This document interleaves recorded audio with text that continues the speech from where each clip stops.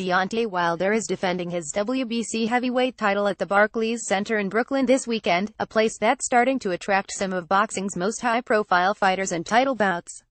Wilder 380-37 won the title in January of 2015 and has defended it successfully 5 times, winning every bout by stoppage. His opponent is the man he beat for the title, stiverne 2821-21, who happens to be the only fighter who has extended Wilder the distance during Wilder's 9-year career. The first time they met, Wilder proved that he could go the distance and ran away with the fight, winning by a wide margin on all 3 cards: 118,109, 119,108, 120,107. Deontay had some big rounds against Stiverne but couldn't finish him. Since then, Stiverne has only fought once, winning by unanimous decision over Derek Rossi back in November of 2015. His showing against Rossi was underwhelming and he was dropped by a single right hand in the first round. During recent interviews and press conferences, Wilder has appeared to come across a little bitter, and even came undone during one rant. And that is no doubt due to the criticism he's been subjected to since his proposed fight with Luis Ortiz fell through. On top of that, he is clearly annoyed by the attention and adulation IBF WBA title holder Anthony Joshua has been receiving. Unfortunately, that's not Joshua's fault, and the blame falls more on Wilder and his management on how they've brought him along. It's not Joshua's fault that Wilder has only fought one notable opponent in 38 bouts, and that just so happens to be the only fighter he didn't beat via stoppage. It's not Joshua's fault that Wilder was getting peppered by the jab of Gerald Washington, known as much for his days as a football player as a fighter, before Wilder knocked Washington out after Gerald began punching at him with less urgency. And Wilder looked so reckless and wild in finishing Washington that he resembled the novice Golden Gloves champ more so than the WBC world champ. In 38 pro bouts against suspect and limited opposition, Wilder has shown terrible defense and poor balance. Sometimes he looks as if he's no more than a punch or 2 away from being in trouble, only to salvage the fight with his big right hand. Had Wilder been able to go through with either of his scheduled bouts against Alexander Povetkin or Luis Ortiz, we'd know more about his true ability, because they're both head and shoulders above any opponent he's met. Of course, it's not his fault both Povetkin and Ortiz failed drug tests for PEDs, causing the fights to be cancelled.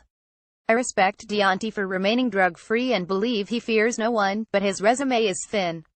Since his debut, Wilder has shown great power in his right hand, and has beat everyone he was supposed to. But when you can't gauge a fighter on his opposition, because it's so suspect, the next best thing you can do to evaluate them is assess how they look against second and third tier fighters, and this is where Wilder fails the eye test.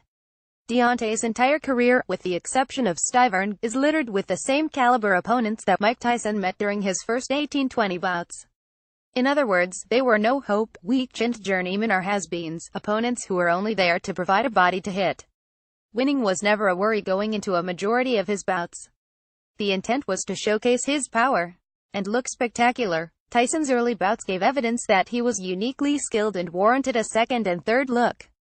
The same cannot be said for Wilder. He has struggled getting the upper hand against too many of the low-quality opponents he's faced, only to be bailed out with his right-hand power. By contrast, when Anthony Joshua had a limited foe in front of him, he dispatched him without any close calls while showing marked improvement. Against Vladimir Klitschko earlier this year, Joshua showed he can box, punch, go hard rounds and get off the canvas and rally to win after being gassed and on the verge of losing.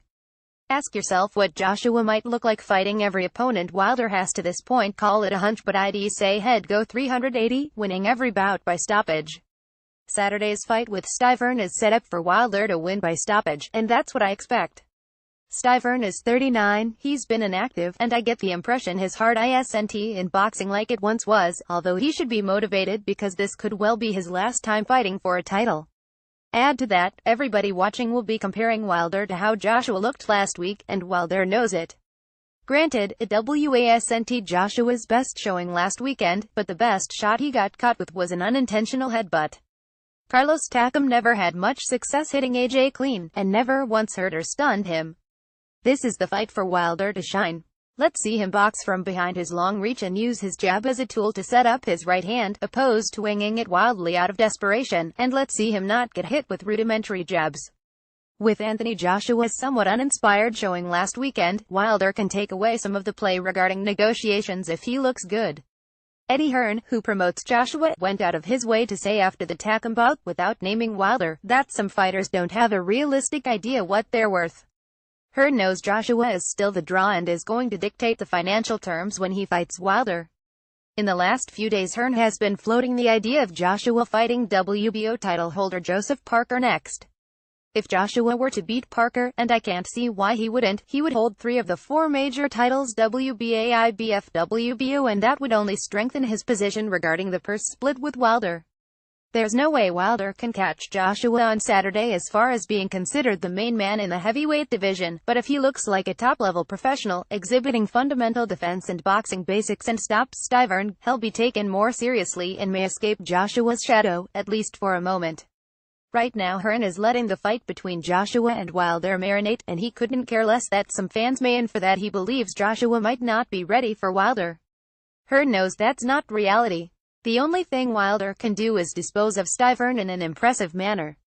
If he can look better this weekend than Joshua did last weekend, there's a chance he can take away some of the momentum that Joshua clearly has a stranglehold on.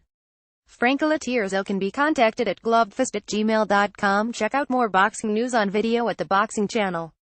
To comment on this article at the Fight Forum, click here. Share on Facebook, share on Twitter, share on Google.